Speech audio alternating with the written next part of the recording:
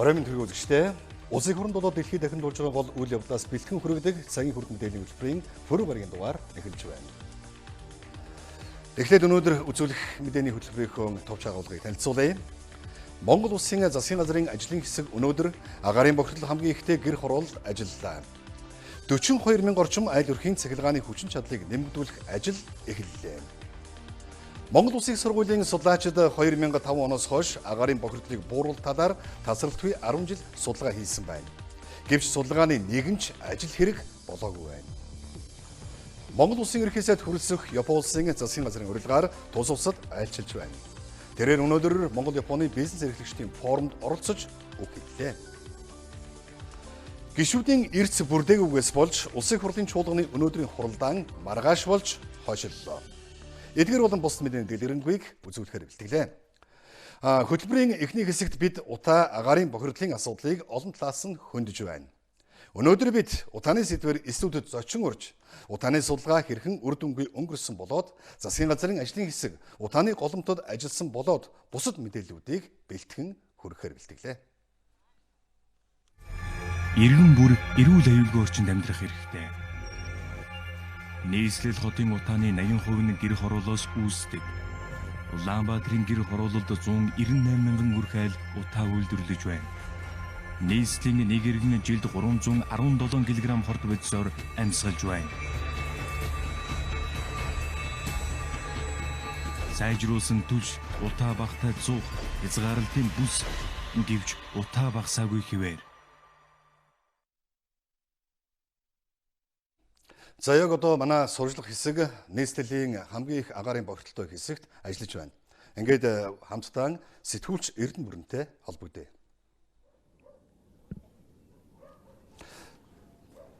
Сайн байна уу? Сонсч байна Эрдэнэ бүрэ? Мэдээлэл хүргэх үү? Сонсч байна орой мэнд. За орой мэнд. За тэгэхээр бид яг нийслэлийн агаарын хамгийн их бохирдолтой буюу за нийслэлийн 11 газраас бол агаарын чанарын индексийн үзүүлэлтийг бол гаргадаг. За агаарын бохирдлыг хэмждэг. За энэхүү бохирдолтоор бол одоо баян хошуу, телевиз, за 100 айл орчим бол одоо агаарын чанарын индекс хамгийн их буюу 1100-аас 1500 орчим тоонд бол хэлбэлзэж байна гэсэн юм тоо мэдээллийг түрүүн бид ажилласаа гаргахтаа авсан. За тэгээд бид одоо яг энэ телевизийн арын дэнждэрээс болоод үзэгч та бүхэндээ холбогдож байна. За тэгэхээр ер нь Дэлхийн эрүүл мэндийн байгууллагаас гаргасан тоо судалгаагаар бол одоо агаарын чанарын индексийг за 500-аас хэтэрхэл юм бол одоо аюултай тоонд үздэг. За тэгээ хүүхэд өгчийг гэрээсээ гаргах, за мөн хүнд хүчээр ажлыг гадаа хийхгүй байх ийм зөвлөмжийг бол хүргүүлдэг юм байна. За гэтэл бол одоо сүүлийн өдрүүдэд бол одоо агаарын чанар нийслэл хотын хэмжээнд бол одоо 1100-аас 1500 орчимд хэлбэлзэлж байна. За тэгээ тэр газрууд нөх юм бол одоо хамгийн их бохирдолтой газруудыг бол би үзэгч та бүхэнд хэлсэн. Баян хошуу, телевиз, 100 айл орчмын газрууд байна гэж байгаа. Тэгвэл эсвэргээрээ агаарын чанарын индексийн тоо судалгаагаар агаарын бохирдолд хамгийн багатай газраар бол зүүн баян зүрхийн товчоо буюу за зүүн чиглэлтэй за урах наран хорооллын ойр орчимд бол агаарын чанарын индекс бол 130-аас 150 хооронд хэлбэлзэж байна. За түүний дараачаар бол одоо нисэх яарамг орчмын газрууд бол одоо 150-аас 300-ийн хооронд бол хэлбэлзэж байна. За үзэгч та бүхэндээ одоо цагийн хүрд мэдээллийн хөтөлбөрөөрөө за сэтгүүлч сурвалжлагч бол одоо агаарын чанартай холбоотой за агаарын бохирдолтой холбоотой сурвалжлагуудыг бол одоо шатаараалал хүргэж байгаа. За өнөөдөр үзэгч та бүхэндээ телевизийн арын дэнжээс бол үзэгч та бүхэндээ холбогдлоо. За тэгээд үзэгч та бүхэндээ зураглаач ванчин цогцол сэтгүүлч Эрдэнэ урнаар мэдээллийг шууд амжуулан хүргэлээ. За баярлалаа. За дараагийн мэдээлэл үргэлжлүүлэн хүргэе. Монгол улсын засгийн газрын ажлын хэсэг өнөөдөр агаарын бохирдол хамгийн ихтэй гэр хороолд ажиллалаа. Нийслэлийн агаар орчны бохирдлыг бууруулах үндэсний хөтөлбөрийн хүрээнд Улаанбаатар хотын 5 дүүргийн 35 хорооны 42 мянган орчим айл өрхийн цахилгааны хүчин чадлыг нэмэгдүүлэхээр болсон. Тодорхойлж хэлбэл 2 кВт-ийн хүчин чадалтай цахилгаан авдаг байсан айл 4 кВт-ийн хүчтэй цахилгаан авдаг болно. Ингэснээр нийслэлийн гэр хорооллын айл өрхүүд гэрээн цахилгаан дулаанаар халаахад санаа зовх зүйлгүй болно гэдгийг албаныхан хэлж байна. Цахилгааны шинэ тарифыг хөнгөлдөг болсноор гэр хорооллын олон өрх айл цахилгаан халаагуур хэрэглэх болсон. Гэтэл цахилгааныхын хангамж хөрвөлцөхгүй байгаа учраас тогны хэлбэлзэл үүсч залгаатай байсан цахилгаан бараа шатах тохиолдол гарч байжээ. Харин одоо Чингэлтэй дүүргийн 12, 13, 15, Сүхбаатар дүүргийн 13, 14 дугаар хорооны айлуудад ийм бэрхшээл үүсэхгүй гэдгийг эрчим хүчний сайд хэллээ. Шахамл түвш буюу одоо сайжруулсан түвш үйлдвэрлэх үйлдвэрийг ашиглалтанд оруулсан байж байгаа. Борлуулалт нь эхлэн явж байгаа. За хоёр дахь гол ажил бол энэ 42 мянган айлыг бид нар 4 кВт-ийн халаах уцалах боломж бүрдүүлж өгч байгаа. Хуучин бол одоо 1 кВт ч юм уу те 2 кВт байсан айл бол 4 кВт болсон учраас одоо плитгээ залгаж болно, зургатаж үзэж болно, хажуугаар нь хөрөгчөө залгана, мөн халаагаараа залгаж болно гэсэн үг шүү. Хуучин бол 8 станц дээр бүх ачаал 1200 орчим айл ирж ирснийг 12 станцд хуваагаад тэгээд 4 кВт чадaltaй болох бүхийг хангацсан байна. Цахилгаан дамжуулалт өргөдгөх шинжлэхийн ажлыг Чингэлтэй Сүхбаатар дүүргээс эхлүүлж байна.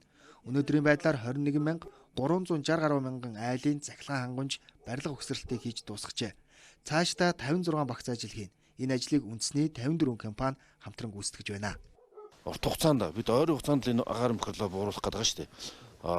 Цаашдын хугацаанд бол энэ дагуулх хотоодоо хөгжүүлэх, орон сууцжуулах зорилгоор Солонгосын 500 сая долларын зээл, Солонго 1-2 дугаар бол Хятадын зээл, за мөн энэ Майдар, шинэ нисэх онгоцны буудлын хотхон хорооллуудыг барьж байгуулах ажил бол төгс шийдлүүд нь цаашдаа болно. Өнөөдрийн нөхцөлд бол цахилгааны шийдэл бол хамгийн чухал шийдэл. За эх хонд утааг 50 орчим хувиар бууруулна гэсэн зорилтыг засгийн газраас гаргасан. Энэ ажлын хүрээнд цахилгааны өргөтгөлийг хийж байна. Ирэх 5 дугаар сараас эхлээд түүхийн нэрсийг Улаанбаатар хот руу оруулж ирэхгүй болно. Ингэснээр бид утааг бууруулж чадна гэж тэд үзэж байгаа юм а. Утааны эсрэг маск зүүж, эрүүл мэндийн хамгаалах аяныг эхлүүлж байгаа талаар өнөөдөр эрүүл мэндийн яам мэдээлэл хийлээ. Агаарын бохирдлоос хүүхдүүдийг хамгаалахын тулд заавал маск зүүх шаардлагатай гэдгийг тэд онцолж байна. Улаанбаатар хотын агаарын бохирдол хүүхдийн эрүүл мэндэд хэрхэн нөлөөлж байгаа талаар судалгааг нийслэлийн эрүүл мэндийн үндэсний төв болон нэгдсэн үндэсний байгууллагын хүүхдийн сантай хамтран хийсэн байна. Энэхүү судалгаанаас харахад уушгины хадгалгаа өвчин бага насны хүүхэд нас барах 2 дахь шалтгаан болж байна. Маск зүүхний хэрэг зөв хэрэглэж дадах шаардлагатайг мэрэгжилтэн зөвлөж байна. Маска яаж зүгэх хэрэг яг гэрээсээ гарахдаа маска яг сайн зүгээд битүүмжлэлтэйгээр зүүж гараад тийм ээ дараа нь цэцэрлэгт нь ороод бид нар эцэгчүүд мань ингээд би одоо харж байхад карамелчдаг тэгж болохгүй шүү бүгднгийн туснаас ийм уутанд хийгээд савлаад за тэгээ өнөөдөр зүгээд дууссан бол одоо жишээлбэл даун маск ашиглаж байгаа тохиолдолд угааж цэвэрлээд фильтрийг солиод ингээд халдруу хамгаалаа. Би биендээ дамжуулж хэрглэж болохгүй зарим хүмүүс ингээд өөрөө зүүжсэнаа хүүхдэд дамжуулаад зүүлгээд харагддаг. Маскжуулах аяны хүрээнд урлаг соёлын төлөөлөл зарим аж ахуйн нэгжтэй хамтран маск түгэж байгаа юм. Одоогоор нийт 1000 гаруй маскыг цэцэрлэгийн хүүхдүүдэд тараагаад байна. Энэ орчны бохирдлыг бууруулах үндэсний хорооны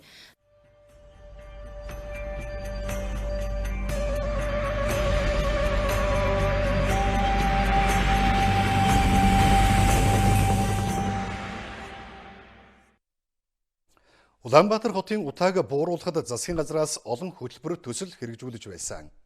Гэтэл эдгээр төсөл хөтөлбөр нь ямар нэгэн тооцоо судалгаа байхгүй, харин ард нь бизнесийн ашиг сонирхол байсан болохоор ихэнхдээ бүтлгүүтж байгааг Эрдэнэтийн судлаачид ярьж байна. Тухайлбал Монгол Улсын их сургуулийн судлаачид 2005 оноос хойш агаарын бохирдлыг бууруулах талаар тасралтгүй 10 гаруй жил судалгаа хийжээ. Гэвч энэ судалгааны нэгэн ч ажил хэрэг болоогүйг тэд хэлж байна.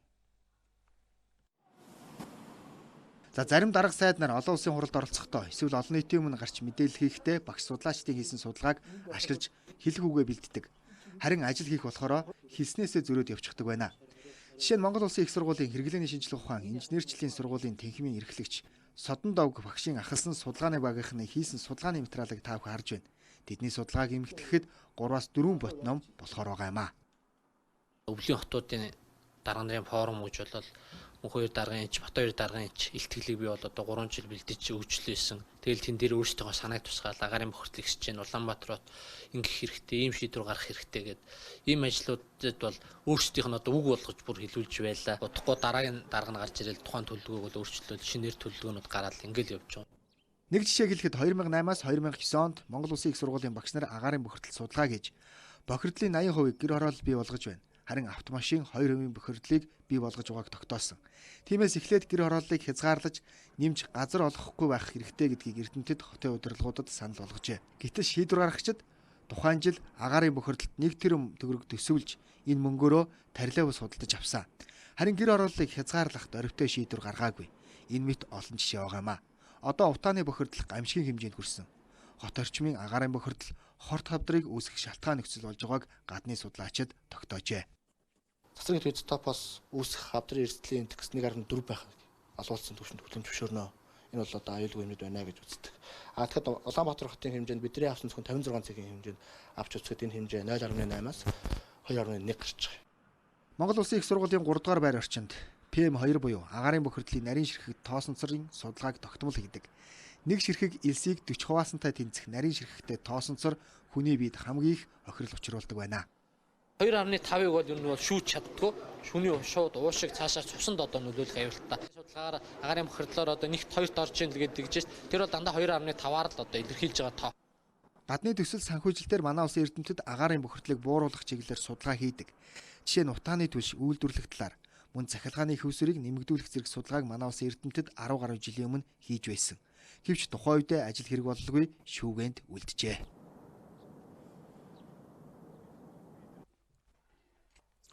За цагийн хүрд өнөөдөр агаарын бохирдлыг бууруулах хүрээнд нийслэлийн мэргэжлийн хяналтын газраас зочин ураад байна. Агаарын чанарыг сайжруулах зорилгоор Улаанбаатар хотыг 4 бүсэд хувааж хөтөлбөр хэрэгжүүлж байгаа юм байна. Энэ талаарх мэдээллийг хүргэхээр манай студид мэргэжлийн хяналтын улсын байцаагч Пүрэв Жамц хүрэлцэн ирээд байна.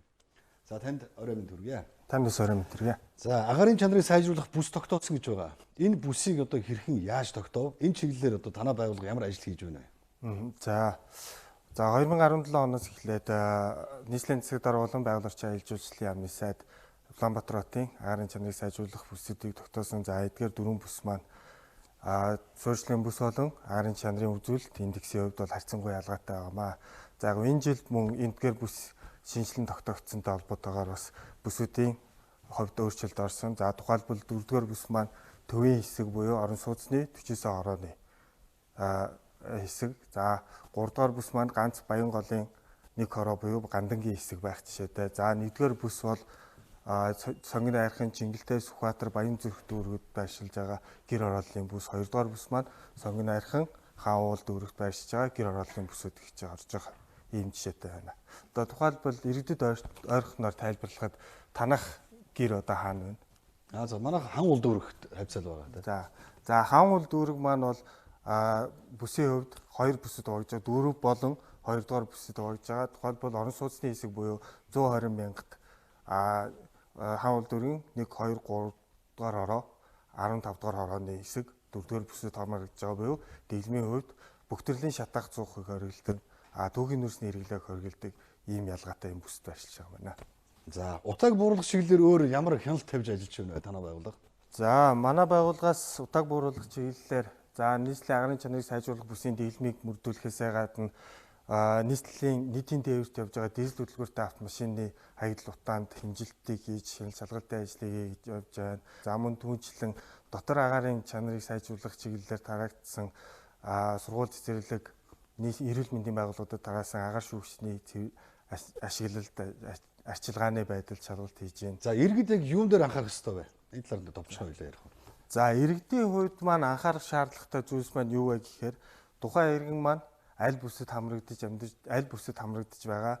За тухайн бүсэд мөрдөгдөх дүрм дэглэмийн ялгаа онцлогтой байдлаас харгалзан за дэглэмийг мөрдүүлэх за мөн дэглэм зөрчигдөж байгаа асуудал байвал тухайлсан одоо манай байгууллагад хандаж энэ асуудлуудыг шийдвэрлэх хэмжээгээр юм байна. За мөн энэ дэглэмийн бүс болон бүсийн дэглэмтэй холбоотойгоор бид нар нийслэлийн төвийн 6 дүүргийн 138 хороод бол бүсийн харьяалах бүсийн онцлог за дэглэмийн зохицуул бүхий энэ зураг тууцуудыг тарааж түгээж ингэж ажилласан байгаа.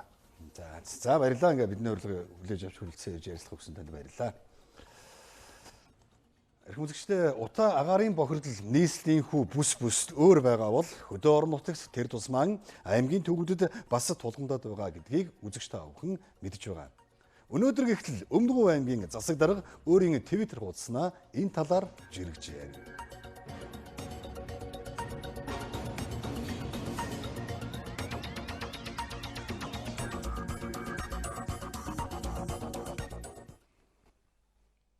За цагийн хүрд агаарын бохирдлон бууруулж чадсан гадаадын хотуудын жишээг цувралаар хүргэж байна. Энэ удаад бид Токиогийн бүсийн Канагава мужид орших Кавасаки хотын тухай мэдээллийг хүргэхээр бэлтгэлээ. Кавасаки хот 1960-70-ад онд улсынхаа аж үйлдвэрийн нийслэл гэгддэг байж энэ хотод газрын тос боловсруулахаас эхлээд гангийн, эрчим хүчний, химийн, хүнсний гэд бүхий л төрлийн үйлдвэр байгуулагдсан байна. Тухайн үедээ аж үйлдвэрийн томоохон төв болж өгснөөрөө Японы эдийн засагт ихээхэн хувь нэмэр оруулсан ч 60-ад оны дундуур Кавасаки хот үйлдвэржилтээс үүдсэн бохирдолд нэрвдэжээ. Хотын хүн амын дунд бронхит, бактери, бусад амьсгалын замын уушигны өвчлөлийн түвшин эрс өсч агаарын болон усны бохирдол, дуу чимээ, муухай үнэргээд өнөөдрийн манай хотод тулгарч байгаа асуудлууд бүгд бий болсон байна. Хүүхдтэй болон бие давхар эхчүүд, бүсгүүчүүд ч үр хүүхдийнхээ эрүүл мэндэд ихээхэн санаа зовниж, зарим нэг нь бүр дайчхад хүрч байж. Энэ бохирдол Кавасакигаар хязгаарлагдаагүй Токио болон бусад томоохон хотуудад тархсан байна. Их бохирдлын эсрэг Кавасаки хотын захиргаа улсынхаа засгийн газраас өмнө хөдөлж эхэлсэн байна. За 60-ад оны дундуур бохирдлоос сэргийлэх журам баталж 1968 онд тусгай төхөөрөмж ашиглан агаар дахь хүхрийн хүчлийн хэмжээг хянаж бууруулах ажлыг өрнүүлжээ. Хамгийн үр дүнтэй арга хэмжээ нь 1970 онд тус хотод үйл ажиллагаа явуулдаг 39 үйлдвэртэй агаарын бохирдолтой хамтран тэмцэх гэрээ байгуулсан байна. Үйлдвэр компаниудад ялгаруулж байгаа хор тутаа, хог хаягдлаа эрс бууруулах хатуу шаардлага тавьж эхэлжээ. Орон нутгийн захиргаа шаардлага биелүүлээгүй үйлдвэр компаниудыг торгохоос эхлээд үйл ажиллагааг нь төр зогсоох бүр шууд хаах хүртэл арга хэмжээг авч байсан байна. За харин компаниуд урт хугацааны нарийн төлөвлөгөө боловсруулан хөрөнгө оруулалтаа нэмэгдүүлж эрчим хүчээ дээд зэргээр хэмнэх шинэ технологи ноу-хау боловсруулж ашиглаж эхэлсэн байна. Энэ асуудлыг давж гарахад нийгмийн хариуцлага ухамсарласан бизнес, оршин суугчид, засаг захиргааны хоорондын нягт хамтын ажиллагаа ихээхэн чухал үүрэг гүйцэтгэсэн байна. Энэ бүхний үр дүнд тус хотын агаарын бохирдол өнөөдрийг хүртэл 130%-аар буурсан байна. Өнөөдөр өмнөх шигээл олон үйлдвэртэй ч Кавасаки хотын тэнгэрэн цэнхэр, голон цэнгэг, гудамж талбай нь цэвэрхэн болжээ.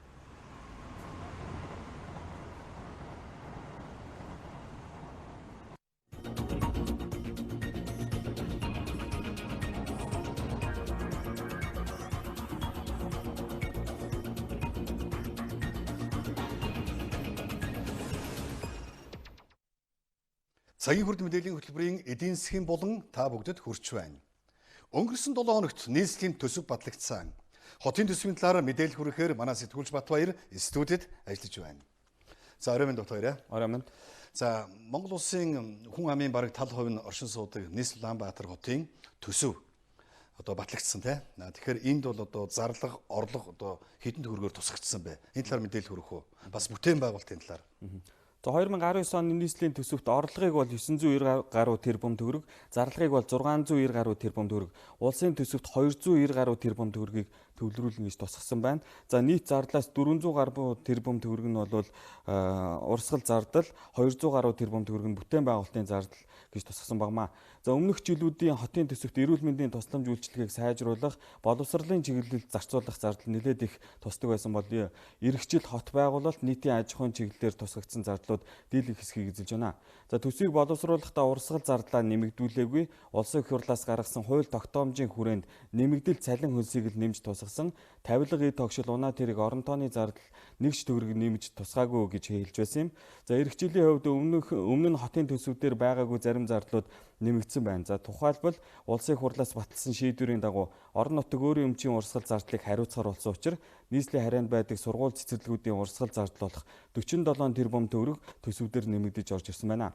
За мөн өмнө нь засгийн газрын нөөц хөрөнгөнөөс гаргадаг байсан үндэсний баяр наадмыг зохион байгуулах 3 тэрбум төгрөгийн зардал нийслэлийн төсөвт суусан байна. Эх жилийн төсөвдөр нэлээд том дүнтэй туссан зардлын нэг нь яа харахгүй хотын захиргааны шинэ байрыг Яармагт байрахаар 90 тэрбум төгрөг төсвөлсөн явдал юм а. За үүнийг хотын дарга Батуулд тайлбарлахдаа төвлөрлийг сааруулах бодлогын хүрээний асуудал гэж байна. Төвлөрийг сааруулах маш том алхам. Гэхдээ энэ мөнгийг бол бид төсвөөр ачаалд үүрхгүйгээр хотын төвд байгаа энэ төвжирлийг үүсгэж байгаа энэ иргэд үйлчлэгээ авах гэдэг үүсгэж байгаа энэ хотын төвд байгаа нутгийн захиргааны байгууллагын байрлалыг зараад тэр мөнгөөрөө бол хотын шинэ төв байгуулна гэж. Тэгээ энэ өөрөө Батууд гэдэг хүн тэнд очиж очно гэж шийдсэн зүйл биш. Угаасаа хуучлан батлагдсан ерөнхий төлөвлөгөөний дагуу хотын шинэ төв бол Яармагт байна гэж тэнд нүүж байгаа ажил. Энэ бол өөрөө маш том түүхэн гэж хэлэх болох шийдвэр гэж үзэж байна. За нийслэлийн гэр хорооллыг дахин төлөвлөх ажилд эх жил 20 тэрбум төгрөгийг төсвөлсөн байна. Харин нийтийн тээврийн парк шинжилэлд мөнгө тусгааг байна. За ерөн сүүлийн жилүүдэд нийслэлд дүүргүүдээс төвлөрүүлэх орлого нэмэгдэж байгаа. За тэгвэл энэ хэрээр нийслэлчүүдийн амьдралд тулгамдж байгаа асуудлууд бодитоор шийдэгдэж байна уу гэдэг асуултыг бол тавих зүүн хэрэг. Энэ талаар иргэдийн байр суурийг бид сонирхсан юм а.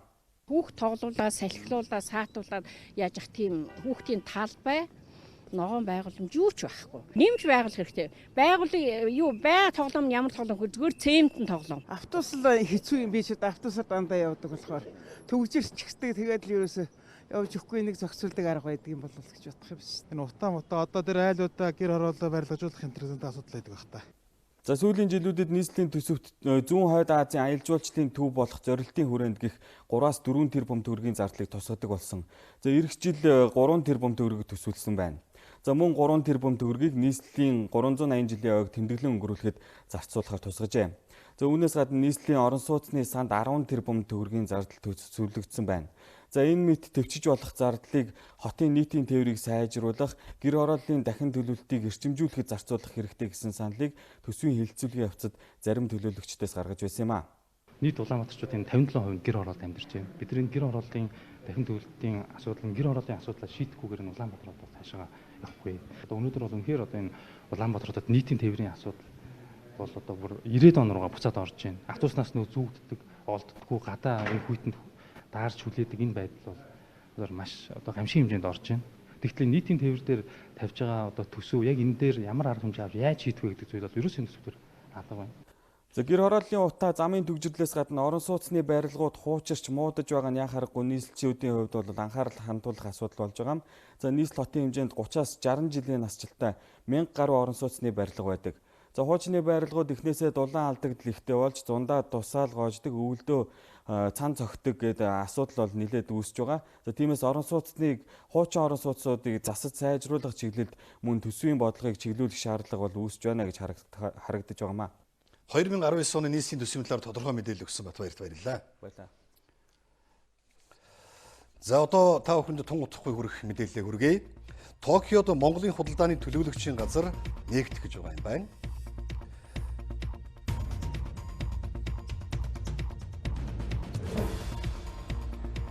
Нэгдүгээр сарын 1-ээс гадаадын хөрөнгө оруулагчдад зориулсан нэг цагийн үйлчилгээний төв үүд хаалгаан нээх юм байна. За мөн Унгар улсад суралцаад олон жил үргэлжлэлтэй ажилласан хүнд алтан диплом олгодог юм байна. Монгол хүн анх удаа алтан дипломны эзэн боллоо. Эдгээр мэдээллүүдийг тун утгагүй хүргэнэ. Дараагийн мэдээлэл хүргэе. Улсын хурлын өнөөдрийн нэгдсэн чуулганы хуралдаан маргааш болж хойшлолоо. Учир нь гишүүдийн эрс бүрдсэнгүй. Улсын хурлын дарга энх хуралд засгийн газрын гишүүдийг чуулганы нэгдсэн хуралдаанд оролцохыг сануулсан байна. Үүнтэй холбогдуулан улсын хурлын гишүүд санаачлаг гарган засгийн газар ерөнхий сайд хөрөлсөхөд хугацаатай шаардлага хөргүүлсэн болохыг улсын хурлын дарга танилцуулсан юм байна. Засгийн газар Монгол улсын үндсэн хууль заасан хууль дээдлэх төрийн үйл ажиллагааны үндсэн зарчмыг зөрчиж, төрийн эрх барих дээд байгууллагын үйл ажиллагааг тасалдуулах гэсэн хууль бус зохион байгуулалтын арга хэмжээ авах ёсгүй. Засгийн газрын гишүүд одоо бөөнөрөө ингээд тангимд орж ирэхгүй улсын хурлын хуралдаан хуралдах юм боломжгүй одоо байдал руу одоо ингэж зориуд зохион байгуулалтаагаар ингэж оруулж байна. Их хурлын байнгын хороодын дарга нар ч гэсэн одоо бас хариуцлагатай байх ёстой усуд ингээд тангимдаа орж ирэхгүй байна. Цаг 20 минут хүлээлээ. Өнөөдрийн чуулганы хуралдаанаар хэлцэх ёстой асуудал бол олон одоо чухал асуудлууд байсан. Маргааш өглөө эртцээ бүрдүүлж 10 цагт чуулганы хуралдаанаа явуулах талаар энэ бүлгийн дарга нар, их хурлын дэд дарга нар анхаарах хэрэгтэй байна. Ингээд чуулган одоо хуралдах боломжгүй боллоо. Хуралдах боломжгүй шалтгааныг түрүүн би бол одоо нэг ус удаа нэр дурдсан. Ингээд засгийн газрын гишүүд орж ирсэн карта хийхгүй байна. Ингээд тийм учраас чуулганы эрс одоо 36 хүнтэй 37 хүнтэй 49.3% байж байгаад ингээд хуралдаж чадахгүй боллоо.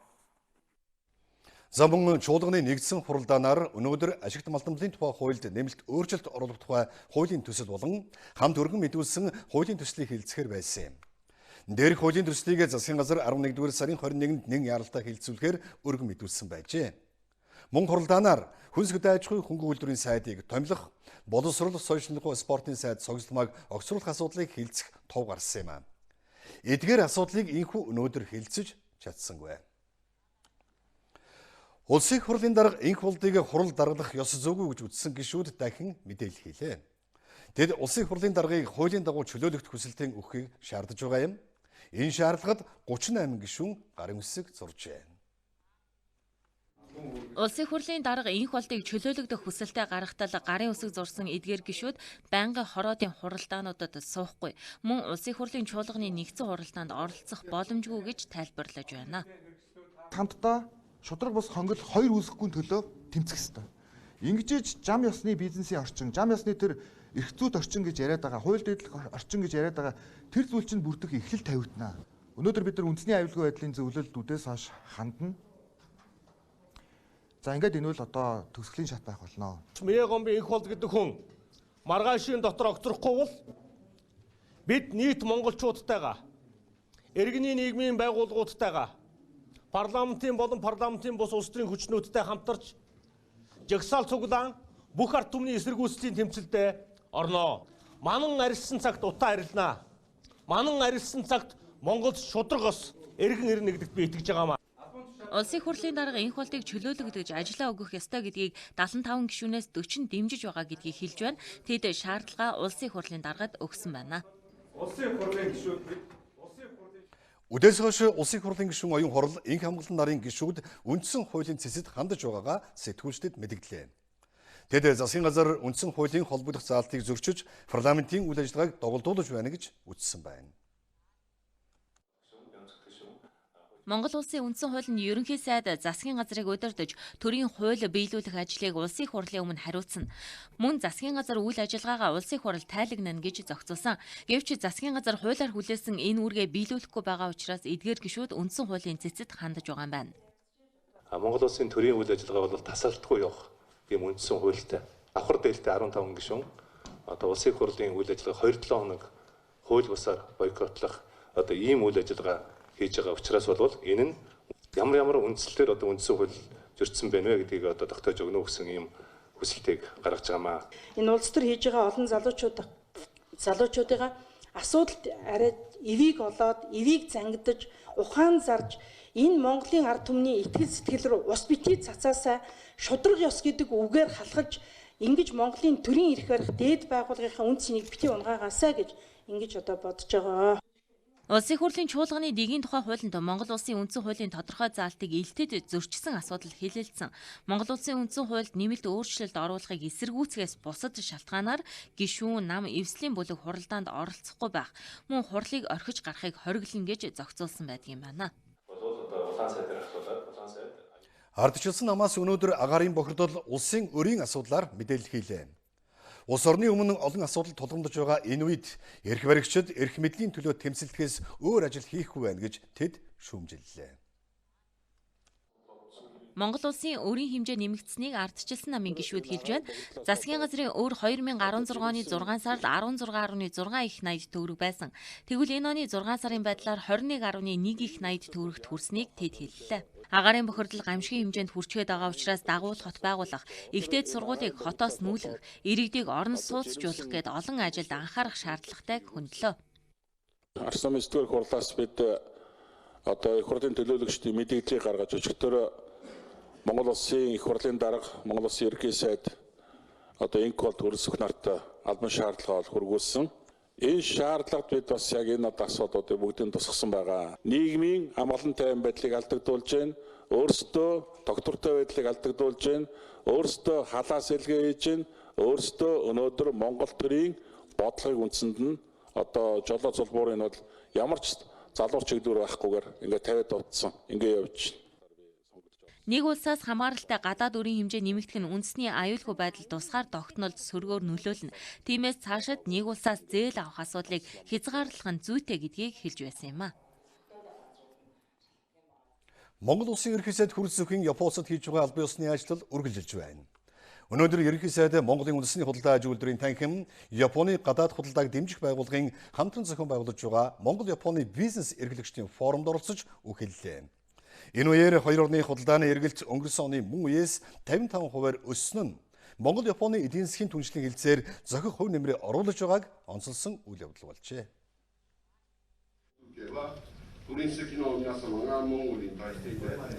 Япон Монголын эдийн засгийн хамтын ажиллагааны форумын үеэр Монгол улсын ерөнхий сайд хэлсэн үгэндээ Монгол Японы гадаад худалдааг өргөжүүлэн хөгжүүлэх боломж шийдлүүд маш өндөр байна гэдгийг онцолсон. За тэр дундаа 2017 он болон 18 онд Монгол улсын гадаадын шууд хөрөнгө оруулалт өссөн үзүүлэлттэй байгааг бас тодтогон хэлсэн юм а. За тодорхойлбол 2018 оны 3 дугаар улирлын байдлаар Монгол улсын гадаад худалдааны эргэлт 10.8 тэрбум долларт хүрч 24% өссөн үзүүлэлттэй байна. За цаашдаа бол одоо эдийн засгийн түншлэлийн харилцааг илүү өргөжүүлэх, гадаад худалдааны эргэлтийг нэмэгдүүлэх, за ялангуяа одоо Монгол улсаас Япон улс руу гаргах экспортын хэмжээг өсгөх одоо боломж шийдлүүдийн талаар энэ үеэр голчлон хэлэлцэж байна. За ингээд Монгол улсын ерөнхий сайдын хэлсэн үгийг хүргье. Хэдийгээр худалдааны эргэлт нэмэгдэж байгаа ч Японы зах зээлд гарах Монголын барааны нэр төрөл тоо хэмжээ агцмуутай байгааг бас зориуд дурдан хэлэх зүйтэй гэж үзэж байна. Хоёр талын холбогдох байгууллагууд үүнд анхаарч ажиллах шаардлагатай гэж бодож байна. Мөн бизнес эрхлэгч та бүхний ажил хэрэгч, харилцан ашигтай хэлхээ холбоо, хамтын ажиллагаа чухал үүрэгтэй гэдгийг дахин тэмдэглэн хэлхийг хүсэж байна. Энэ удаагийн бизнес форумын нэг зорилго нь тэрхүү хэлхээ холбоо, цаашдын хамтын ажиллагааг улам өргөжүүлэн хэлэх боломжийг нээхэд оршиж байгаа гэж бодож байна. Монголын байгаль эколог болон хөдөө аж ахуйн нөөцийг ашиглан эдийн засгийг хөгжүүлэх өргөн боломж байна. Бид Монгол улсаас Япон улс руу чиглэх экспортын хэмжээг нэмэгдүүлэх боломжийг бүрдүүлэхээр хамтран ажиллаж байна. Тухайлбал нүүрсийг хийжүүлэх технологиг хөгжүүлэх, Монгол ноолуурын чанарыг нэмэгдүүлэх, мэрэгчлэнүүдийг чадваржуулах зэрэг ажлыг хамтран хэрэгжүүлж гисэн. Японд хэрхэн бараагаа экспортлох вэ гэдэг чиглэлээрч сургалт семинар хийж байна. Цаашд энэ ажлаа үргэлжлүүлэх болно. Хөдөө аж ахуйн салбарт нэмэн үр дүн шингэсэн бүтээгдэхүүн нийлүүлэх, Японы технологийн хөгжлийг ашиглан Монголын үйлдвэрлэлийг хөгжүүлэхэд хамтран ажиллахад гол анхаарлаа хандуулж байгааг хоёр орны бизнесийн байгууллагын төлөөллүүд хэлж байна. Японоос өндөр технологи, бүтээмж сайтай одоо ийм тоног төхөөрөмжүүдийг оруулж ирж Монголдо байгаа түүхийн эддээ нэмэн үртэг бүтээсэн ийм үйлдвэрлэлийг хөгжүүлэх хамгийн гол зорилтыг тавьж байгаа. Манай компани жацрагны шүүс болон дос Монголоос импортоор оруулдаг. Хөрөнгө оруулагчдын хувьд хамтран ажиллахад итгэлцэл хамгийн чухал байна. Урт хугацаанд хамтран ажиллах найдвартай хамтарч байх хэрэгтэй. Эдийн засгийн түншлэлийн тухай Монгол улс Япон улсын хоорондын хэлцээрт Монгол улсын ерөнхий сайд 2015 оны 2 дугаар сарын 10-ны өдөр Токио хотноо гарын үсэг зурсан юм а. 2016 оны 6 сарын 7-нд хоёр орны засгийн газрын төлөөлөл оролцсон хамтарсан хорооны анх дугаар хурлыг Улаанбаатар хотноо зохион байгуулснаар хэлэлцээр албан ёсоор хүчин төвлөрөх хэрэгжиж эхэлсэн юм. Монгол улсад Япон улсаас 1990 оноос өнөө хүртэлх хугацаанд худалдаа, нийтийн хоол болон уул уурхай, банк, санхүү, аялал жуулчлал, барилга, мэдээллийн технологийн салбарт нийт 716 сая Америк долларын шууд хөрөнгө оруулалт хийгдсэн байна. Япон улсын нийслэл Токио хотноо Монголын худалдааны төлөөлөгчийн газар нээгдэх гэж байна. Эх оны 1-р сарын 1-ээс гадаадын хөрөнгө оруулагчдад зориулсан нэг цагийн үйлчилгээний төвийг нээж ажилуулахад бэлэн болоод байгаа юм байна. Энэ талаар Монгол улсын ерөнхий сайд хүрэлцэхэд Японы гадаад худалдааг дэмжих байгууллага Жетрогийн ерөнхийлөгч Ишигэ Пралхуерэ мэдгдлээ. Ерөнхий сайд хүрэлцэх хөрөнгө оруулагчдын эрх ашигыг хамгаалах асуудалд Монгол улсын засгийн газар онцгой ач холбогдол өгч ажиллаж байгаа хэлээд гадаадын хөрөнгө оруулагч аж ахуйн нэгжүүдэд хөрөнгө оруулалтын нэгдсэн мэдээлэл өгөх, бизнесийг нь өргөжүүлэх боломжийг нэмэгдүүлэх үүднээс энэ төвийг нээж байгаагаа хэлсэн юм аа. Дараагийн мэдээ. Унгар улсаас Монгол улсад суугаа элчин сайд өнөөдөр Дашин Батад алтан диплом гардуулан өглөө. Тухайн улсад боловсрол эзэмшин мэрэгжлэрийн олон жил рүү бүтээлтэй ажилласан хүнд энэхүү нэр хүндтэй шагналыг олгодог юм байна. Дашинбат Унгар улсын техникийн их сургуулийг 1968 онд төгссөн байна. Эзэмшсэн мэрэгжлээрээ 50 жил ажиллажээ. Унгар улсын боловсролын систем маш өөрмөц, тухайн хүн сайн ажиллах тусам их сургууль нь үргэлж урамшуулдаг байна. За шаардлага бол бидэнд маш өндөр тавьдаг байсан. Бид нар болоо та нарыг найр мэдлэлтэй энтер гэж удлаа дүн тавихгүй. Та нар бол юм сурсан бүтээсэн юм чинь бол энэ бол найр мэдлийн одоо үр дүн гарнаа. Тийм учраас одоо хичээлхий шалгалтаа сайн өг гээд бидэнд одоо нэг тийм онцлол сурах энтер гэж юм байхгүй. Одоо унан зөндөө унан. Тэгэл унах болгондоор одоо тэр чин том зургууд тооцоо өгнө штэ. Тэр бас хугацаатай цагтай. Тэрнээс нь хоцорчих юм бол авахгүй. Шуудандаар очиж мөнгө төлнө.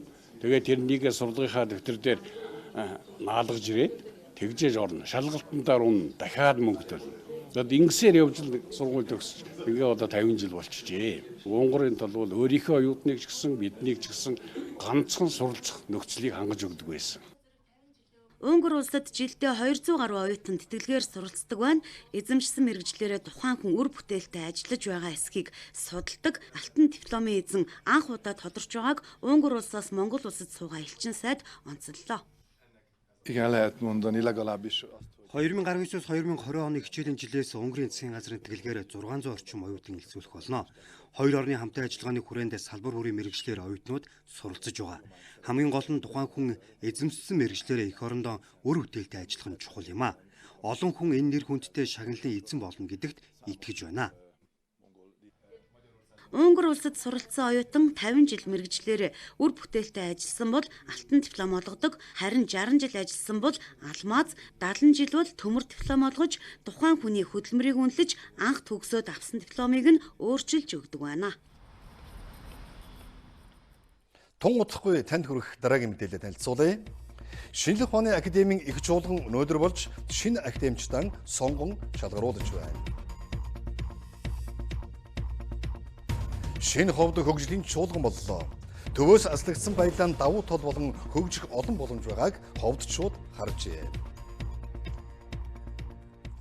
Монгол Улсын шинжлэх ухааны академи нь өмнөх оны эрдэм шинжилгээний үйл ажиллагааныхаа үр дүнгийн талаар жил бүр их чуулганаараа хэлцэж дүгнэлт гаргадаг уламжлалынхаа дагуу өнөөдөр ээлжид их чуулганаа зохион байгууллаа. Монгол Улсын шинжлэх ухааны академи нь манай оронд шинжлэх ухаан, тэргүүний технологиг хөгжүүлэх зорилго бүхий шинжлэх ухааны төв байгууллагын хувьд эрдэмтэн судлаачид, эрдэм шинжилгээний ажилтнуудын хамтын нийгэмлэг болж ажилладаг юм аа. Манай улсад нийт 55 академич байдаг. Энэ удаагийн чуулганаар шинэ академичдын сонгон шалгаруулалт болсон юм аа. Сонгон шалгаруулалтын дүн гарсан даруйд бид дэлгэрүүлэн хүргэх болно. Орон нутагт том төслүүдийг хэрэгжүүлж эдийн засгийн өсөлт гарах боломж эрэлхийлсэн шинэ ховд хөгжлийн чуулган боллоо. Баруун бүсийн тулгуур төв гэдэг утгаараа бас хоёр хөрштөгөн хэлийн бомтоор холбогдсон энэ аймагт хөгжих олон боломж шийдэл байгаа юм байна. Нийслэл хотод 1 тонн цемент 150 мянган төгрөг бол харин ховдод 300 мянга. Бараа бүтээгдэхүүний үнийн энэхүү нэмэгдэл алслагдсан аймагуудын сул тал юм. Харин алслагдсан байдлаа давуу тал болгон хөгжих олон боломж байгааг ховдчууд харжээ. Энэ үднээс яг бас төр засгаас тодорхой хөрөнгө оруулалтууд хийж байгаа. Одоо сургууль, цэцэрлэг, эмнэлэг, одоо соёлын төв барих гэдэг тодорхой ажлууд хийгдээд харьцангуй бол энэ талдаа асуудал шийдэгдэж байгаа. За нөгөө талдаа ховд аймагт давуу тал бий болж байгаа нь бол ховд аймгийн зам харилцаа харьцангуй сайн хөгжиж байгаа. Эндээс бид илүү анхаарч ажиллаж чадсан. Өнөөдөр ховд аймгийн Оросын холбооны улс, Хятад улс, Улаанбаатар хоттой уучлаа замаар үндсэндээ холбогдоод дуусгачтанд орж байна. Энэ бидний том давуу тал болж байна.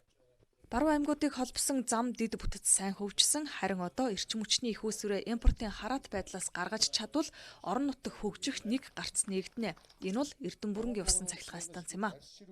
Хятадын хөнгөлөлтөө зээлэнд бол хамруулснаар ямар ч өсө хөрөнгө барьж байгуулах хөрөнгө их үүсвэр нь бол болцсон байна. Тэгэнгүүт нөгөө Хятадын Экзим банкны шаардлагаар энэ 10 жилийн өмнө өөрчилсөн тээзүүг шинчилж хий гэдэг ийм үүрэг өгсөн. Одоо ийм учраас энэ тээзүүг шинчилж Экзим банкны шаардлагыг нийцүүлэх тийм ажил бол тулгараад байна. Усан цахилгаан станцын төслөөс гадна цементийн үйлдвэр, агропаркийн төсөл, малын гаралтай түүхийд боловсруулах үйлдвэрийн төслийг өнөөдрийн чуулганаар мөн танилцуулсан. Энэ удаа тооцоо судалгааг хөрөнгө оруулалт шийдэгдвэл хэрэгжих бодит боломжтой төслүүд юм. Харин орон нутаг өөрөө хөгжлийн шинэ бодлогоо хэрэгжүүлэхэд бэлэн үү гэдэг нь чухал асуултаа. За юуны өмнө ажиллах хүч, хүний нөөц хамгийн тулгамдсан асуудал болжээ. Ирэх жил ихэд манай ховд аймагт 67 тэрбум төгрөгийн бүтээн байгуулалт хөрөнгө оруулалтын ажил улсын төсвийн хөрөнгө оруулалтаар болон орон нутгийн төсвийн хөрөнгө оруулалтаар хийгдэх. Тэгэхээр бид нэр энэ 67 тэрбум төгрөгийн энэ хөрөнгө оруулалтын ажлыг хөрсөн дээр нь одоо ажил болгоход хүн хүчээ бэлдэх, компаниудаа чадахжуулах бодлогоор одоо ялангуяа энэ бүтээн байгуулалт барилгын салбарын боловсон хүчнүүдийг бодлогоор бэлдэх асуудал хүнтэйгээ ажиллах асуудал бол нэлээд чухал байгаа. Өнөөдрийн чуулганы үр дүнд шинэ ховд хөгжлийн хөтөлбөр хэрэгжүүлж бүтээн байгуулалтын ажил эрчимжинэ гэж хүлээж байна. Байгаль хамгаалалд иргэдийн оролцоо сэдвт зөвлөгөө боллоо. Энэ удаа иргэний нийгэм судлаач иргэдийн зүгээс байгаль хамгаалах чиглэлд бодлогын зарим алдаа дутагдал бий болсон гэж үзэж байна. Тиймээс зөвхөн иргэдийн оролцоог илтгэхгүй төр захиргааны байгууллага нэгдсэн бодлогоор иргэний нийгмийн оролцоог зангидах хэрэгтэйг зөвлөгөөнд оролцогчид хэлж байна. Байгаль орчныг хамгаалах энгийн арга бол та эзэн чихрийн цаасыг байгальд хаяхгүй байхаас эхэллээ. Жил ирэх бүр хүрээлэн байгаа орчин 2-3 дахин доройтолд орж байгаа гэдгийг судлаачид хэлж байна. Өргөн уудам нутаг дэвсгэртэй хүн амт сон манай улсын хувьд байгаль орчныг хамгаалах аргуудын нэг нь иргэдийн оролцоо. Мөн иргэний нийгэм, төрийн бус байгууллагуудын хамтын уялдааг нэгдсэн бодлогоор зангидах хэрэгтэйг салбарынхан хэлж байна. Хуулиаран байгалийн баялаг ашигласныхаа төлөө иргэн аж ахуйн нэгж төлбөр төлдөг. Төлбөрийн орлогын 70%-ийг байгаль орчныг хамгаалах байгалийн нөөцийг нөхөн сэргээхэд зарцуулах ёстой ч гэж бас энэ хэрэгжиж байна. Бүх мөнгө нь улсын төсөвт төвлөрдөг байна. Байгальд нь иргэн зарцуулах ёстой хөрөнгийг зориултаар нь ашиглаж байх шаардлагатай гэдэг дээр зөвлөгөөнд оролцогчид санал нэгдэж байлаа. Тусгай хэрэгцээтэй боловсрол олгодог нийслэлийн 186 дугаар цэцэрлэг өнөөдөр нээлттэй хаалганы өдрөлөг зохион байгууллаа. Энэ үеэр зарим иргэн сайн үлсийн аян өрнүүлж хүүхдүүдэд бэлэг барьжээ. 7 хоногийн өмнө нэгэн аав охиныхоо төрсөн өдрийг тэмдэглэхдээ хөгжлийн бэрхшээлтэй хүүхдүүдийг баярлуулахаар уриалга гаргасан байна. Тэрээр Facebook хуудсанд хөгжлийн бэрхшээлтэй хүүхдүүдэд туслах хүслээ оруулсан. За түүнийг 1300 гаруй хүн дэмжин хандив өгчээ. Цуглуулсан мөнгөөр тусгай цэцэрлэгийн хүүхдүүдэд хамгийн их хэрэгтэй байсан суудлын дээр 2-3 сар хэрэглэх витамин памперс зэргийг авчээ. Facebook найзуудын хүрээнд жижиг пост бичээд охины төрсөн өдрөөр бэлэг өгөхийн хооронд одоо ингээд ийм хүүхдэд туслах гэж байгаамаа гэсэн тийм санаа илэрхийлсэн. Тэгээ энэ маань өөрсдөө одоо нийгэмд байж байгаа хүмүүс одоо энэ хөгжлийн бэрхшээлтэй хүүхдүүдэд туслах гэсэн ийм сэтгэл нь маш өндөр байгаа учраас хүмүүс хүчтэй дагуулгаалсан. Тэгээд одоо миний дансанд одоо чинь 5-аас 1 сая төгрөг хүртэлх төгрөгийн одоо бараг 1200 гаруй хүмүүс мөнгө шилжүүлсэн байна. Нийслэлийн хэмжээнд 2000 гаруй хөгжлийн бэрхшээлтэй хүүхэд бий. Гэвч тэдний 200 гаруй нь л цэцэрлэгт хамрагдаж байна. Хараа сонсголын бэрхшээлтэй, аутизм, дауны өвчтөй хүүхдүүдийг багаас нь цэцэрлэгт өгж хөгжүүлэх шаардлагатай байдаг. Гэтэл цэцэрлэгийн хүртээмж эцэг эхийн хүүхэдтэй тавих анхаарал халамжаас шалтгаалаад зарим хүүхэд цэцэрлэгт хамрагдаж чаддаггүй байна. Яаж нөгөө ердийн хүүхдүүдтэй ижил хэмжээний төвшөнд болгох вэ? Бие даах чадварын те болох вэ гэдгээс хамгийн анхны анхаарал маань хандж байгаа. Тэгээд яг манай хоёр тусгай цэцэрлэгийн хувьд бол болж игэл бид нэг ч гэсэн хүүхдийг бушуухан одоо ердийн хүүхдтэй энэ дүүцхүүц болгоод ердийн цэцэрлэг ЕБС-тэй тэр дараа шатлалын юм руу шилжүүлэх юмсан гэсэн ийм зорилготой яг цэцэрлэгийн үйл ажиллагаа болоод явагддаг. Бие даах чадрыг өөрөө эзэмшээд өөртөө үйлчлэгээ өөрөө хийгээд наазах нь өөрөө хоолой халбагдаад эзчин тийм ээ. Нэгээс 10 хүртэл тоолол мундаг тийм тоочин болдгоо маа гэхэд ядахта хүүхд маань алхаж чаддгүй хүүхд маань өнөөдөр бие даагаад алхачих чинь энэ маань тухайн хүүхдэд маш том амжилт. Хөгжлийн бэрхшээлтэй хүүхдийн 10 дугаар цэцэрлэгийн барилгын ажлыг энэ оны 7 сард эхлүүлсэн. За эх оны 9 сарын 1-нд ашиглалтанд оруулах юм а. Барилгын ажил 20% та байгааг багш нар нь хэлж байсан юм. Шинэ үеэр ашиглалтанд орсноор илүү олон хүүхэд хөгжих боломж бүрдэх юм а.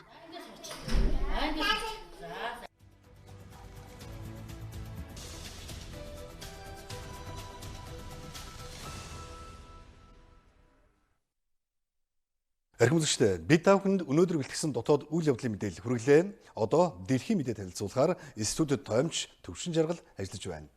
Орой минь Төвшөө. Орой минь Түргий. За өнөөдрийн дэлхийн мэдээний онцлог мэдээлэл эхлэх байлаа. Тэглгүй яах вэ? Тэгэхээр онцлог мэдээлэл гэх юм бол Их Британий парламентын одоо эрх баригч консерватив намын фракцид болсон санал хураалтыг хэлж болохоор. За өчигдөр санал хураалтаар ерөнхий сайд Тереза Мэйд итгэл үзүүлэхээр консерватив намын гишүүдийн олон илэрхийллээ. За Тереза Мэйг намын даргаараа үргэлжлүүлэн ажиллуулахыг дэмжиж байгаагаа 200 гишүүн илэрхийлсэн бол за 117 эсрэг санал өгсөн байна. За энэхүү тус санал хураалтын үр дүнд ерөнхий сайд Мэй консерватив намын тэргүүний төдийгүй ерөнхий сайдын суудлаа хадгалж үлдэхээр боллоо. За мөн ирэх 1 жилийн хугацаанд намын дарга Мэйд итгэл үзүүлэх хэсэг асуудлаар санал хураалт явуулах санаачлагыг хинч гаргах боломжгүй болж байгаамаа.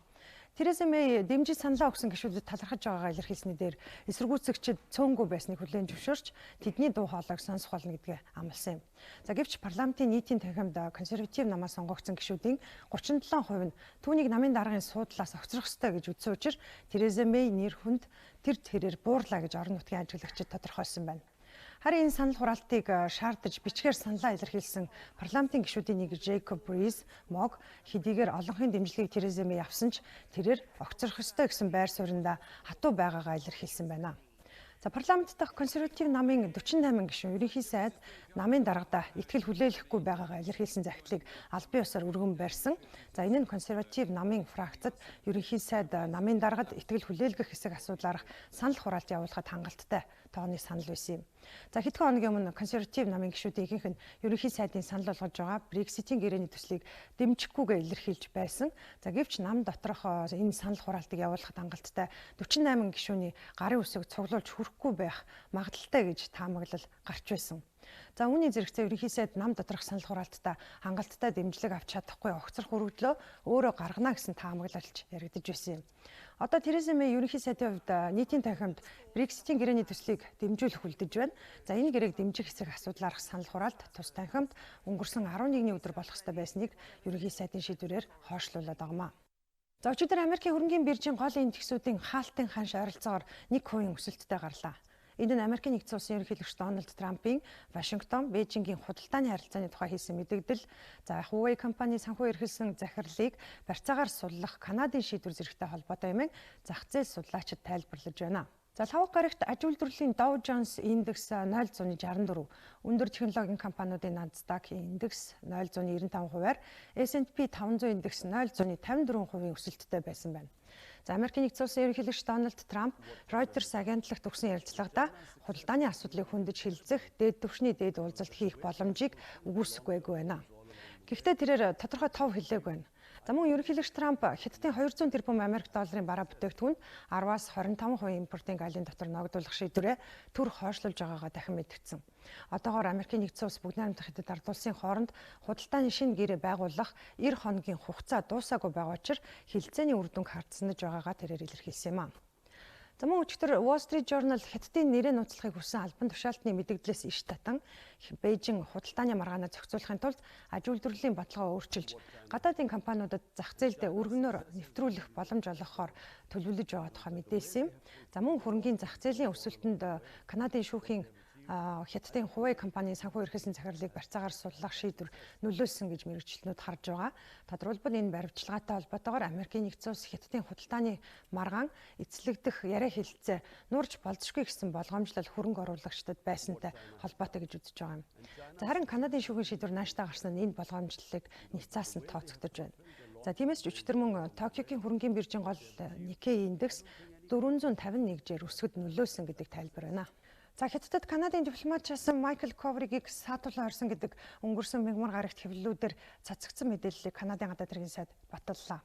Үүний зэрэгцээ тэрээр Канадын өөр нэг иргэнийг Хятадд баривчилж хорсон байж магадгүй нөхцөл байдал үүсэт байгааг мэдгдсэн юм аа.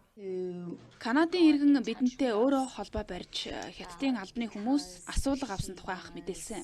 Түүнээс хойш түүнтэй холбоо тогтоож чадахгүй байна. Бага газрыг нь тогтоохын тулд бид бүх хүчээ дайчлан ажиллаж байгаа. Хятадын албаныхантай ярилцахдаа ч энэ асуудлыг хөндөж тавьсан. Одоогоор тэр хүний талаар үүнээс илүү тодорхой мэдээлэл өгөх боломжгүй байна. Тухайн хүний болон гэр бүлийнх нь эрхийг хүндэтгэхийг бас хүсэж байна. Майкл Ковригийн тухайд бид Хятадын засгийн газартай байнгын холбоо тогтоож байгаа. Үүссэн нөхцөл байдлыг ч хилцэж байна. Энэ асуудлуудыг шийднэ гэж бид найдаж байна. Канадын албаныхан түүний арга гэрээхэнд консулын шаардлагатай тусламж дэмжлэг үзүүлж байгаа. За Канадын гадаад хэргийн сайд мөн энэ хэвлэлийн баг хурлынхаа үеэр Хятадын Huawei компанийн санхүү эрхэлсэн захирлын асуудлыг хөндөж ярьсан. За тэрээр Мин Ванжаутай холбоотой асуудлыг улс төрчид биш харин шүүхийн байгууллага тодорхойлох ёстойг онцлон мэдгдсэн юм. Түүнчлэн түүнийг Канада Америкийн нэгдсэн улсын хооронд байгуулсан шилжүүлэн өгөх гэрээний дагуу Канадын хууль сахиулах байгууллагын саатуулан хорж байсныг мэдгдсэн юм аа. За үүний зэрэгцээ түүнийг шилжүүлэн өгөх асуудлыг улс төржүүлэх ёсгүйг бас хэлсэн юм. За Европын парламент умар дурсгал 2 хэмээх хийн хоолойн төслийг эсэргүүцсэн тогтоолыг баталлаа. тунхагийн шинжтэй заавал биелүүлэх үүрэг хүлээлгдэггүй энэ тогтоолд Европын албаны гишүүн тус төслийн оролцогч орнуудад хандаж төслийг үргэлжлүүлэхээс татгалзахыг уриалсан байна. За мөн умар дурсгал 2-ыг улс төрийн төсөл хэмээгээд Европын эрчим хүчний аюулгүй байдалд занал хийлж байна гэж тодорхойлсон байна. За үүний өмнө Америкийн нэгдсэн улсын конгрессийн доод танхим буюу төлөөлөгчдийн танхим умар дурсгал 2 нэртэй хин хоолой барихаас татгалзахыг Европын албаны орнуудаас уриалсан тогтоолын төсөл баталсан. За мөн умар дурсгал 2 нь Европын эрчим хүчний аюулгүй байдал Америкийн нэгдсэн улсын ашиг сонирхолд харшилж байгааг тэмдэглэсэн байсан юм. За умар дурсгал 2 жижигвэ Туркийн урсгал нь арилжааны төслүүд биш улс төрийн хэрэгслээ гэж баталж байгаагаа Америкийн тал илэрхийлж байсан юм а. Шинжээчдийн хувьд европчууд шингэрүүлсэн хийн төслүүдэд хэрэгжүүлэхийг чармааж байгаа Америкийн нэгдсэн улсын дарамт шагаалтанд автан ийм тогтоол баталлаа гэж үзэж байна. Харин умар дурсгал төслийн тухайд танилцуулахад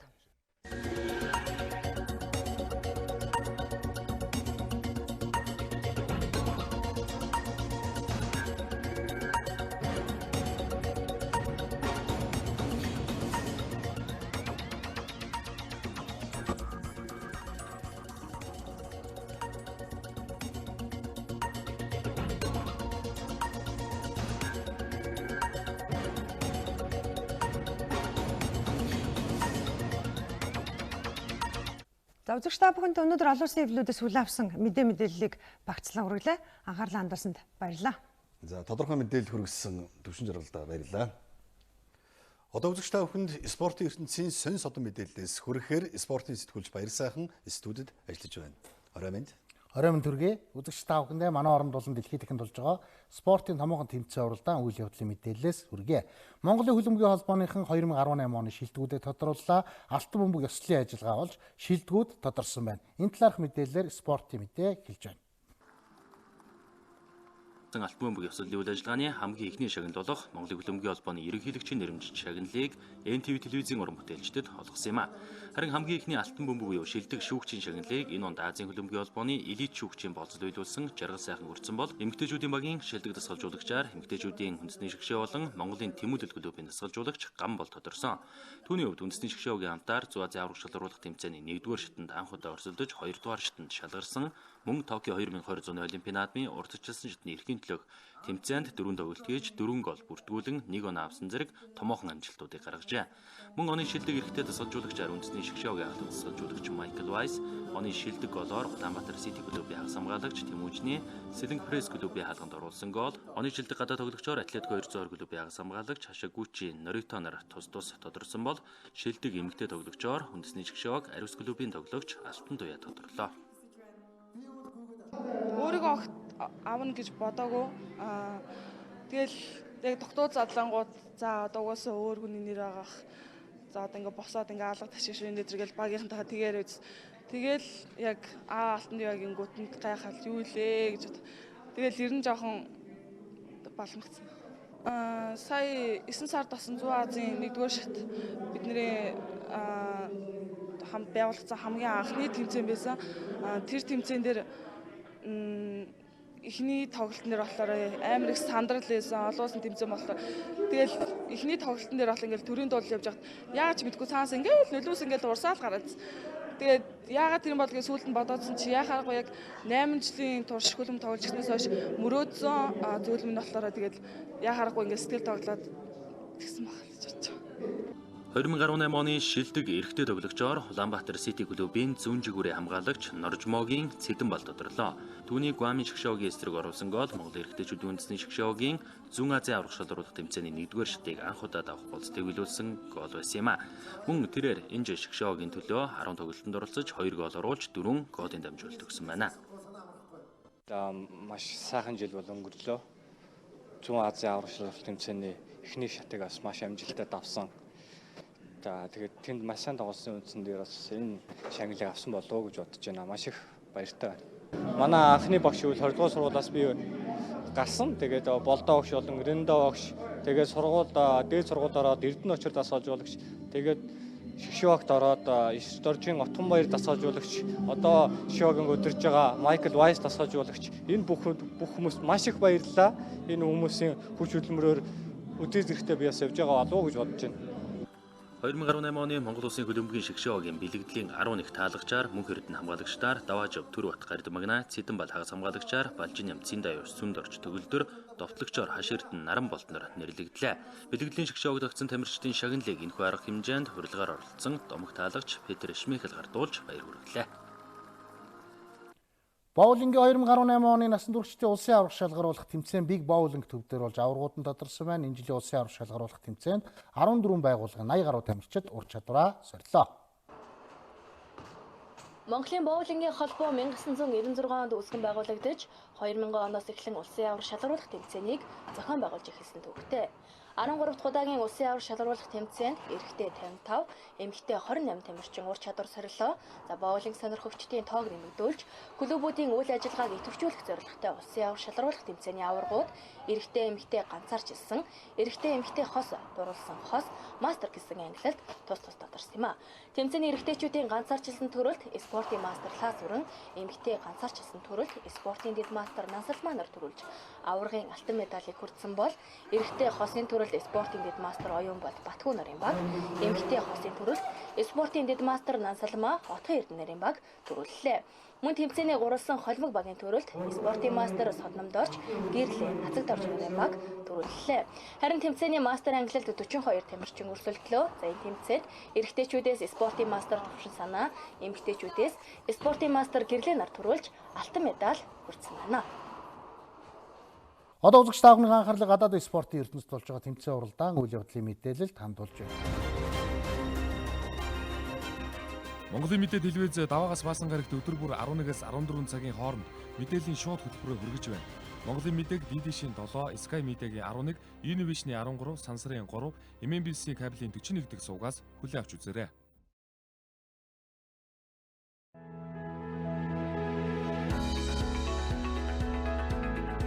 Монголын мэдээ телевизийн орон нутгийн мэдээ хөтөлбөр Монгол орны 21 аймагаас өөрийн тусгай сурвалжлагч нарынхаа газар дээрээс нь бэлтгэсэн мэдээллийг бодиттой шуурхаагаар үзэгч та бүхэнд хүргэх болно. Анхангаа аймаг дахь сэтгүүлч анх манлай. Монголын мэдээд сурвалжлагч Саран Чимэг. Монголын мэдээ сувгийн сурвалжлагч Наран Цэцэг. 2017 оны Монгол улсын шилдэг аймаг Өмнөг аймагаас Дархуул аймаг дахь сурвалжлагч Буян шиг мэдээлж байна. Улсын хөгжил сумаас сумын хөгжил багаас эхэлнэ. Говьалтай аймгийн 18 сум 2 тосгон 84 багийн ард иргэдийн аж амьдрал Цагийн мэдээллийг 200 га талбайг нь хашаажуулж 22 хуудгийг гаргахнэ. Онцлог үйл явдлын мэдээллийг бэлтгэн өргөнэ. Орон нутгийн мэдээ хөтөлбөрийг үзэгч та бүхэн даваа савг баасан гаргуудын 19 цаг 40 минутаас хүлээн авч үзээрэй.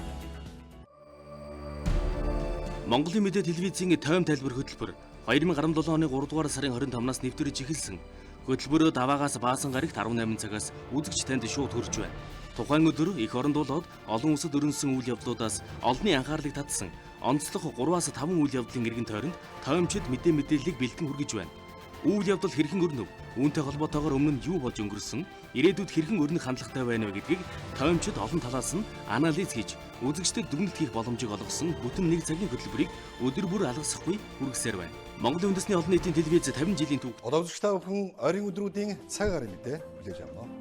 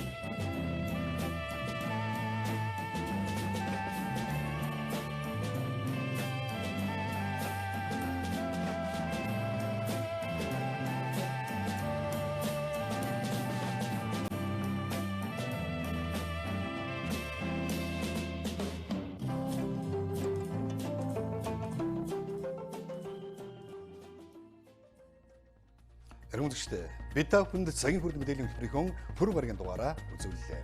Та бүдгийн маргаашийн ажил үйлс өдрөг бүтэмжтэй болтугай.